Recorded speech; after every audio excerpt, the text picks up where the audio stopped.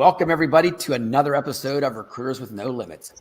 Always live and never scripted. I'm here with my sidekick, John Ruffini. What's up, buddy? Good afternoon, Richard. How we doing?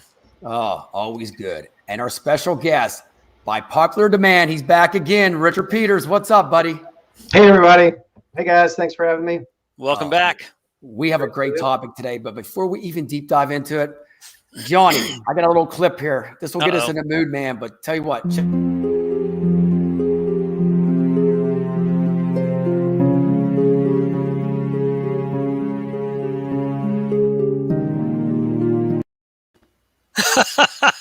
I tell you what, how many people would respond to that? Nobody likes you. You're going to just do a real click and say, yeah, and then look what happens. That's just cyber criminals are in. What do you think, Richard? I think that was just a social media. That's just a typical day on any social media platform. That's true. You got that right, my man. Well, hey, let's just deep dive into this. We got Richard back here for some true stories of cyber attacks. So we're just going to take it away, Richard. Give us, let's start with maybe a basic story, and then let's just deep dive into some stuff that people can say, wow.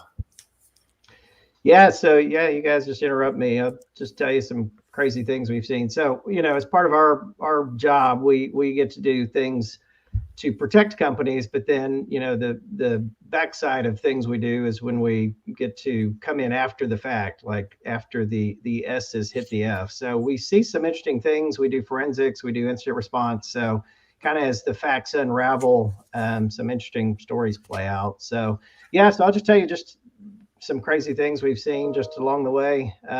So starting simple, I guess. So this has been a few years, but we actually saw where a printer was used to take over an organization. So that, generally when we're doing risk assessments and things, and probably right intuitively, we would say, printers probably not that big a deal. It's like, what's the worst that could happen? You could print a bunch of pages, run me out of ink, and it's a nuisance.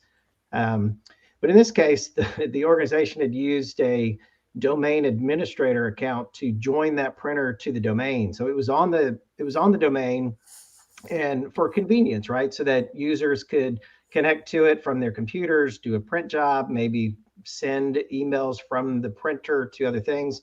But I guess in this case, the problem had been that the account used to, join it to the domain was a highly privileged account. It was literally a domain administrator account, the most privileged account in an organization. So in this case, the printer didn't really have any protection mechanisms on it. They usually have like a web interface and all. So that guy connects to it, is able to determine the domain admin password, and just literally logs into the domain and takes over and starts a ransomware attack. So it's kind of eye-opening, I guess, because generally we talk about printers and doodads on the network as being not that important.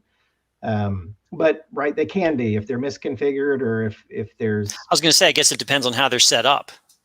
Right. Yeah, exactly. So this was kind of an extreme case. I mean, that's atypical. That's not how you would expect it. And I think, in general, most people know better than to do that. But sometimes things are done just from a convenience perspective. So I guess, moral of that story is don't neglect the printers, and maybe don't neglect some of the doodads that get put on networks, which is all kinds of stuff. I mean, so we do network scans and things, and there's just lots of stuff that ends up on networks, and you start exploring what they are, right? And you'll see, oh, there's a bunch of smart TVs on the network from the conference rooms. And so that's interesting. And then you'll see, Apple TVs and Apple devices, and then, end users start putting things on the network. So, as much as you can keep your networks clean and keep things off of it that are not absolutely critical, the better. This may be a basic question, but if I'm a bad guy and I'm looking to hack into somebody's corporate infrastructure, how often am I looking for peripherals versus trying to get in through someone's specific account as a user? Like, is that like a common practice where they're going to explore it, albeit not very fruitful most of the time? Yeah, and it kind of depends. I mean, we survive off the land. So it's kind of like you get a foothold somewhere and you kind of start looking at what do you have available to you. So, immediately you kind of look at the system you're on. So, a very typical attack is, maybe a phishing attack where you get a malware ridden document, an Excel document or Word document, and it does the little prompt that says, hey, there's a macro wanting to run here. You totally need to do this to use it, right? And if you click yes, and and they're malicious enough to kind of get past your antivirus, which isn't too terribly hard, then you can get access to that workstation. And then it's like, what's available on this workstation? What credentials are there? Hey, this happens to be a super user. Well, maybe I'm done. But if it's just a general user, well, I got to work a little harder. So, I'll try to abuse the tools available to me, the windows, the passwords, and and maybe start expanding from there into peripherals. Like if I don't get a foothold in the domain, well, what else is out there? It's like, oh, hey, here's a CCTV system, which we've seen lots of times. So wow. Closed caption television. And it's not something that's traditionally maybe patched. So you're patching your Windows systems, your servers, your workstations, but you have these other things that are on the network that just don't get patched, right? So then it's a very vulnerable system. I can move to that one. From that one, I can move somewhere else. So we call that pivoting. And that's super, super common. So you kind of live off the land, kind of what's presented to you, and then expand. The more you expand, the more you have potential to get discovered, I guess. So the more you're scanning and being loud about what you're doing. So you tend to start a little smaller and expand as you need to get the footholds you need. Wow. So next time I touch the printer, man, I better look out, right? Hit that print button, you never know what's going to happen. Hey, Richard, I got a question for you. Yep. Back in the day, the Trojan virus happened to me about 6 times. Flashing screen, everything goes crazy. Does that still exist? It's probably called ransomware now. I mean, that's the biggest thing that's there. But yeah, I mean, so from a Trojan horse perspective, right? It's something presented to you as what it's not. So we still see lots of compromises from Word and Excel documents. So they come in via email. They're malicious in some way, right? They tell you it's the sales forecast or the whatever it is that you're probably expecting. And if you run those macros, right, it's not the sales documents you're looking for. It's a payload back there that's doing something nasty on your network. So yes, they're still kind of there, maybe just a different kind of name. And ransomware is, the biggest problem today that we're seeing, and it's a difficult problem for organizations to kind of overcome. So when that screen flashes, you don't want to tell your boss at all. You just want to turn it off and turn it back on, and it keeps flashing. Like, oh boy, trouble times. Yeah, it's when they all start flashing in the organization that it's you're not going to hide that one. So, So I was going to tell you another one we just saw somewhat recently was so we talk about two-factor authentication. So. One of the best things you can do is put in two-factor or multi-factor authentication. So not only do you have a username and password, but you have some third element. It could be your phone or text message or one of the authenticator apps that go on your phone. But we've seen where the bad guys are getting fairly sophisticated to get around some of those. That's not good to hear. So definitely do it. Don't do the low-hanging fruit, but especially the SMS texting as a third factor. I mean, it's better than nothing. But so we recently did one where, again, this was a theft. So banking information was changed, and somebody sent money where it shouldn't go. But the nature of the attack was pretty interesting. So it was a targeted person in the organization who had access to the bank. And so they targeted that person. They were in, accounts payable. And so they likely had legitimate access to a third-party bank. So they compromised that person via phishing. And so they had access to her system. And then they likely got her password for the bank because she used her system to log into the bank. But somewhat good. She had a second factor. So she had a text message to her phone. So every time she would log into the bank would text and say, hey, are you trying to log in? You submit back yes or one or whatever the code was, and then it allows you into it. So the bad guy didn't have access to her phone, just had access to her computer and had her password. And so he watched her, kind of her usage of the computer. And what he found was the Verizon phone that she used was her personal phone. And she would log in from her work computer into her personal Verizon account to check her bill or pay her bill or, do whatever you do with your personal phone. Oh no, I think I know where this is going. Yeah. So he captured her Verizon credentials. He logs in as her. And I think most mobile platforms have the ability, but you could forward your mobile number to another number.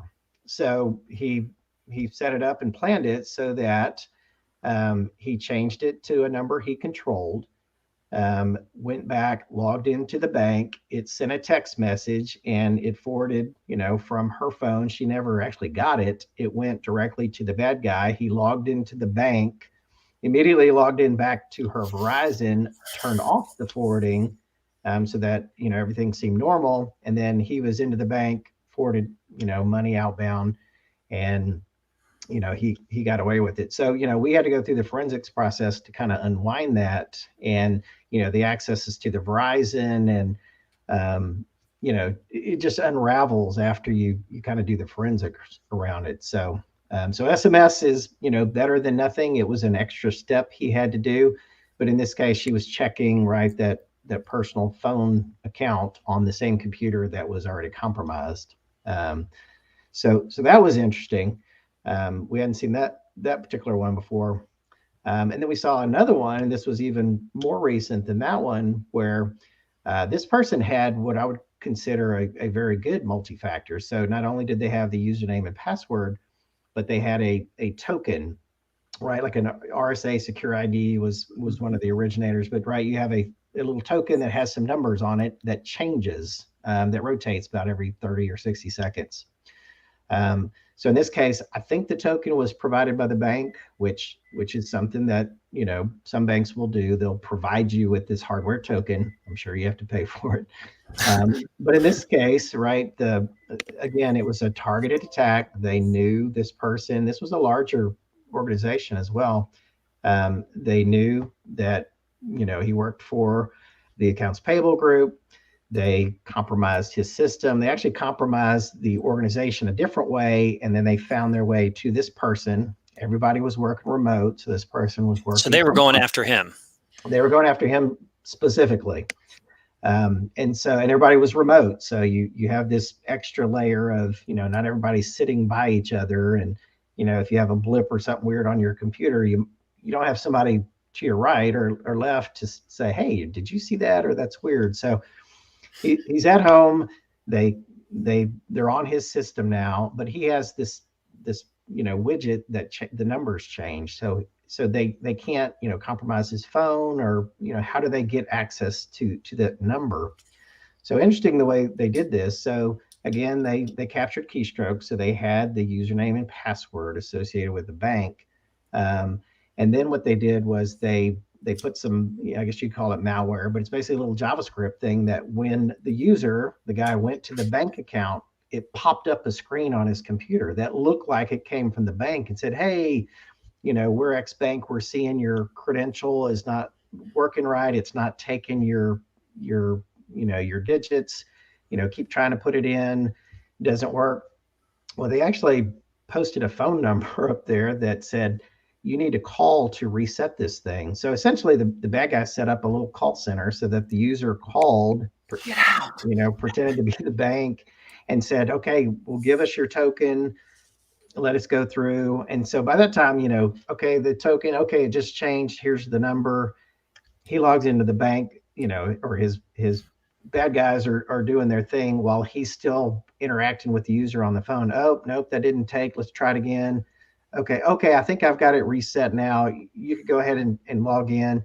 And so he just, kind of kept that user busy. And then released him back after he'd fixed the problem. By that time, transfers already started and money's left the bank. So they're, the bad guys are creative. So, I mean, it's organized. It's not random.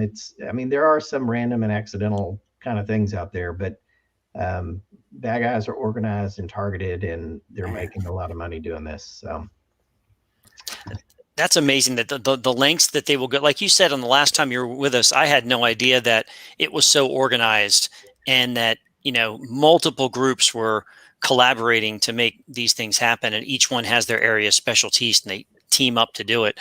And I think I asked you this last time, but I'm going to ask again. So let's say someone hacks in to a network. How possible, like a couple times you mentioned they transferred the money, got away with it. How possible or hard is it to track down the IP address, like to find these people as far as where they're originating from?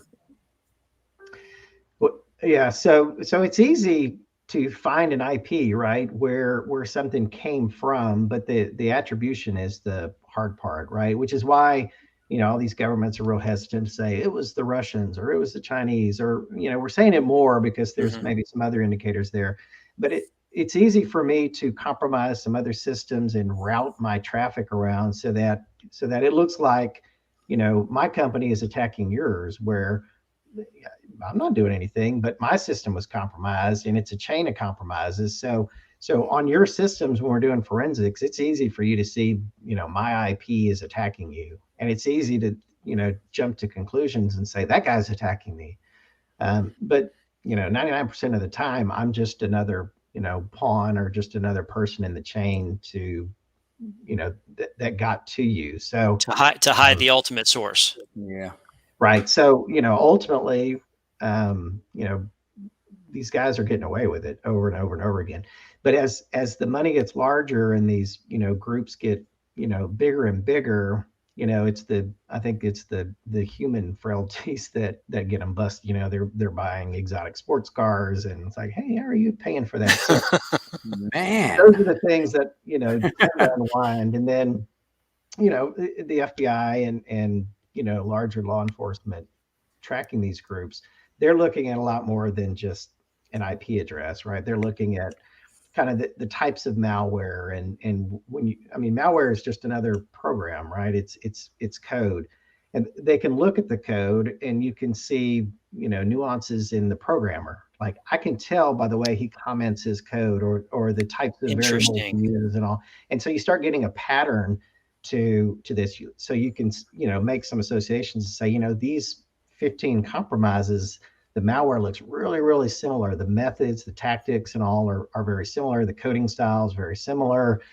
The types of IPs they're coming from, and, and there may be language things in there. So it's like, well, this is very much a Russian language looking group because of what they're doing. So they have a bigger picture of what's going on, from a individual cybersecurity guy perspective. We don't maybe have that visibility, so we can see where it came from. We know what happened, how it did it, but it's hard for us to do attribution on who the real bad guy is. Okay, so I got a theory for you, and they always tell me this: when you go home, shut your computer off, they can't hack it. Is that true? Turn everything off at nighttime before you leave the office or your house. What's the deal on that? Yeah, so that, if the thing is off, it's hard to compromise. So yes, I'd say that's that. In general, most of the time, that's probably a fairly solid plan. But you're never going to turn off your servers, right? Because they tend to need to always operate. So maybe you're turning off your laptops, your workstations. That's good. That's less attack surface. But your website needs to always be up. Your e-commerce sites always need to be up. Your payroll or HR, you got people working after hours. Those systems just stay on all the time. So those are the real targets, because the servers, the databases that has the data that is a bad guy, are really after those. But the more you can minimize that attack surface, the better, for sure. Now, how about the sleep? I'm sorry, Tony. The sleep mode. The sleep mode, does that work or no? Yeah, technically that system's off. somewhat interesting about that. And I mean, there's all these things have so many variables. So you can't say, well, always this or never that. But, when you hibernate those systems, typical Windows systems, I guess, it'll create like a hibernation file there. It's kind of the suspended state so that it can kind of come back. So when it's powered off, there's really not much I can do there. If it's not listening and talking on the network remotely, I can't do much there. But if you had your system closed and I stole it, I can use some of those hibernation files to maybe have some memory captured of your passwords and things. So forensically, if I could physically get it, there's some interesting things I might could do. So, I open it up, it should prompt me for a password, but before I open it up, I'm going to image the hard drive. I'm going to capture maybe that hibernation file. I'm going to try to capture, any memory components out there to see if I can just guess your not guess, I would know your password there. So it helps, right? But, physical theft then is the next thing I would think about. With so many people obviously working remote now, if not 100% remote in a hybrid role, it's always recommended and often required that they they connect in to their company via a VPN.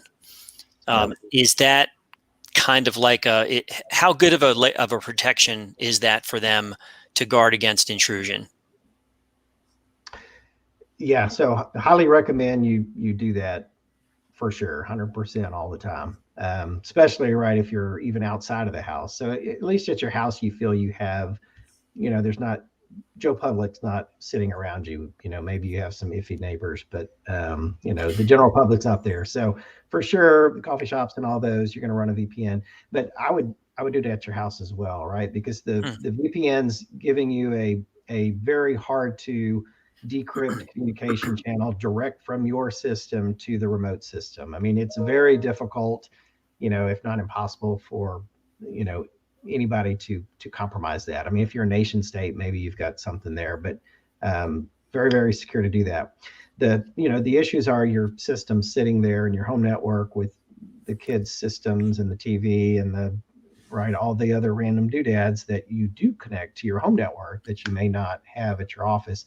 And so, if one of those other doodads, if I could get access to those, then I could still potentially get to your system, and then I would just traverse over the VPN. So it's not the end all and be all, but it really protects you from man-in-the-middle attacks between your system and who you're talking to, I guess, on the other end, or the databases and things that you're interacting with. So highly recommend, but it's not, any kind of fail-safe. And to your point, there's so much in the home now that is connected to your network and your Wi-Fi. I mean, everything from security systems to gaming systems to your Google Home or your Amazon Echo. Mm-hmm. Gosh, the more you think about it, it's like there's so many pathways of intrusion. It's a little bit frightening. Well, and then you think about, right, are you patching any of that? So when's the last time you patched your TV, your gaming device, some of those are, some of the gaming devices and Apple and all, they're doing a better job of almost forcing you to do the updates. And it's super annoying, right? Because you got to remember your password, all that stuff that we hate about those. But you're in a better state with those patches because not only are those improving the product for whatever features, but generally there's security related fixes in there that prevent problems. So, but yeah, if you're thinking around your house, all the things plugged in, like when was the last time you really looked at, are they fully updated, patched? Do they have the latest and greatest, whatever it is? And it's a good point. We're conditioned to do that. We're conditioned to do that with our phones. The apps update daily, and we get reminders. But with other peripherals at home, we don't think about it unless we kind of force ourselves to do it. Yeah. Yeah. Another hack we saw was kind of interesting. So, speaking of like Apple devices and Android, so you can jailbreak your phone. So jailbreaking is, try to not be too nerdy about it, but with an Apple device, right? It's in and of itself, it's a pretty secure device. It's hard to just sit there and say, I'm going to totally hack an iPhone unless you are really open with it and never patch it, never upgrade it, and you're on, iPhone 3 or something. But that said, you can jailbreak a phone. And so jailbreaking is essentially breaking the security mechanism so that you can do more with it. So from a nerdy perspective, that's kind of cool because I could load any apps I want, and I could make it do more of computer things, right? But you break that security model. So when you jailbreak, or traditionally when you jailbreak, it opens up some additional, I guess, channels to communicate with your device. So we saw where, and it's something that, your mom and dad's not ever going to probably jailbreak, but IT guys and gals, right? That's just cool, right? That's something you want to do. So we've seen where jailbroken iPhones and things appear on corporate networks. And then we saw where a jailbroken phone has kind of an open SSH connection. It's a way to connect to the phone, and it had a default credential from the jailbreak. And so that guy used that phone connected to the phone. There were secrets on the phone, basically just a password list. Like, hey, I can't remember all these server passwords. Mm-hmm. Got that list, and then they were already on the network, so they just logged in and started doing that. So that was kind of wild to uncover that. So yeah, so even jailbreaking and those kind of things could open you up to attack. Wow. And you see that online, people selling phones that have been jailbreaked, and there's a market for it, and the risk you get with that is, okay, you might be getting a higher capability phone, but you're more vulnerable to attack. Exactly. Hey, John, have you ever bought one off Craigslist? No. No, I have not. Oh, hey, Richard, I got a question for you. So I have a million different passwords because I don't want to keep the same one. That autosave password for bank accounts on my laptop, easy to hit all the time. Is that safe, or should I type it in every time, my man? You're talking to a paranoid security guy. Tell me. I like to type those in. All right. So you can have password managers are good, right? So I was going to say, if you have like those, there's a lot of software like your dash lanes and stuff like that manage your passwords. Are those for the most part okay to have? Yeah, they're much better than anything else out there. So when you save it to your browser, it's not just sitting there in complete clear text, but there are tools and methods that if I can get access to your computer, I can use those, right? And then odds are, your Target.com and your Toys R Us and all those probably using the same passwords. Those may be some of the same passwords you use for your banking or your Verizon, right, phone, or your, office credentials of some kind. So people tend to use those credentials over and over again. And when you're storing them in there, if I can get access to them, the password manager is a lot better because you can have it create those passwords for you, and they're long and horrible and you would never remember them, but you don't have to. So you just have one, hyper secure password that you remember. You make it a passphrase, right? It's 50 characters long because it's the title of some book you love, or, whatever it is. And then that protects all those other credentials. So it's definitely better than any alternative other than just remembering all of them and typing them in, which, none of us can probably do. Man. Well, just to let you know, Richard, please don't get the password to our show here. Hey, what he hasn't told you is while we've been broadcasting, he's got someone behind that's already hacked in. That's right. Password 123 is not a good password. It's funny.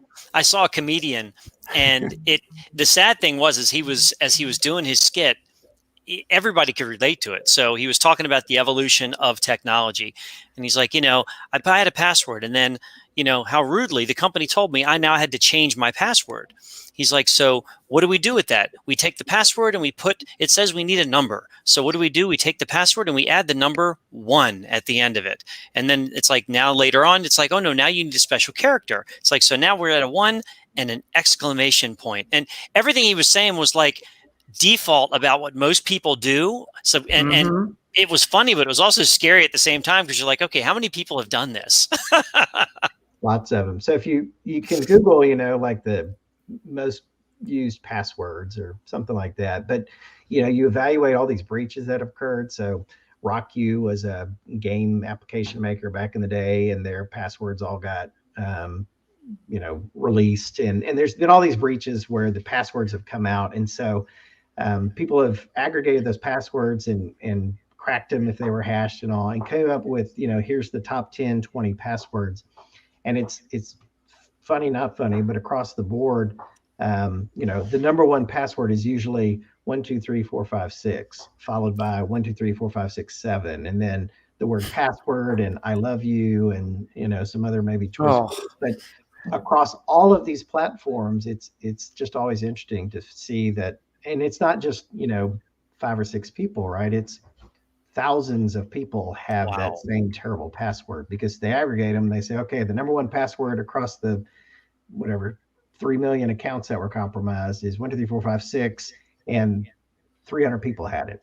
So that's your first guess, is 123456. That's scary. Wow. You gave me something to do today, right? Just check out all the passwords. Yeah, when this is over, we're going to go back, and Richard and I are going to be massively, frantically changing all of our passwords. Yeah, you got me scared, Richard, right now. I think I'm going to patch everything in my house today, man. Everything I have here is on the cloud. I'm scared now. Do it. Yep. Turn on two-factor for everything. Exactly. Any final stories, Richard, before we wrap it up, my man? I mean... No, I guess, the last thing is don't forget about the physical attacks. So, I'm here in Texas. We're usually very friendly. So we're holding doors open for people and allowing people to tailgate in, because that's the kind thing to do. We do physical security tests, and that's an easy way for us to get in. We'll carry a big box that's empty and that says printer on it, and we'll pretend it's super heavy, and people will open the door for us, and we plug in a device, and we're on the internal network. So, don't forget about the physical attacks as well. Don't forget about the easy attacks, and, always look at access control, so look at the users that are associated with all the platforms you use. So your operating systems, your applications, your databases, just review the users on those, on some frequency. Two-factor authentication, make sure your backups are good. If you're doing those, you're not the low-hanging fruit. They're probably easier targets. So don't be the low-hanging fruit. Words to live by. Great. Johnny, any final thoughts, my man? I like that. Don't be the low-hanging fruit. Make it a little bit of a challenge and not too easy. Because if I'm a cyber criminal, I'm going after the easy ones first. All day long. So true. Anything else, Johnny? No, man, this is great stuff, Richard. We thank you so much. You always enlighten us and educate us, and appreciate you sharing some real life stories with us. Yeah, thanks for letting me be here, guys. I appreciate it. Always fun to talk cybers. Sounds good. I'm gonna leave it on this note. I mean, you know what it is. It's the famous song of all time. I always feel like somebody's watching me, and it's not the IRS people. It's the cyber criminals. Hey, till next time. We'll see you next week. Hey, Richard, thanks again, my man. We'll see you soon. Thanks so much. Take care, care, guys. Bye, everybody.